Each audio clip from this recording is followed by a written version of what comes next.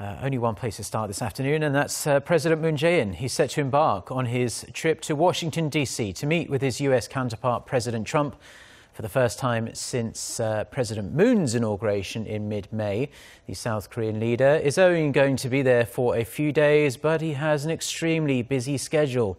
Our Hwang Hojun starts us off. Just a couple hours until takeoff, and President Moon's 4-day trip to Washington, D.C. begins.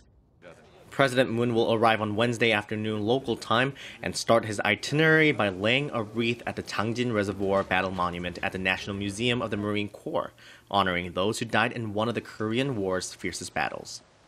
It's likely to be a personal event for President Moon since the battle enabled the safe evacuation of tens of thousands of civilians from Hungnam, North Korea.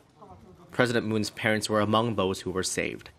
On Wednesday evening, President Moon will attend a dinner co-hosted by the South Korean and U.S. Chambers of Commerce, a symbolic event to display the importance of economic cooperation between the two countries.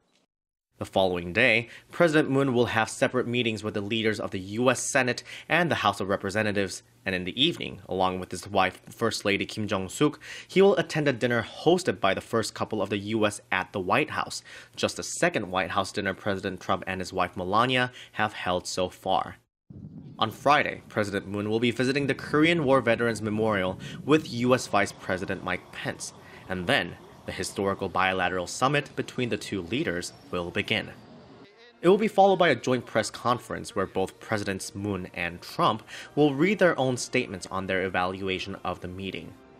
Following the briefing will be lunch with Vice President Pence, and then President Moon will visit the Center for Strategic and International Studies, a think tank concerning political, economic, and security issues around the world, to deliver a speech.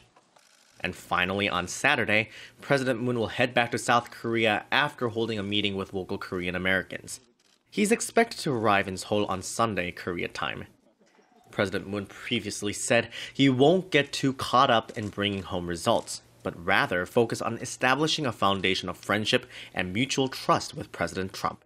Hwang Hojun, Arirang News.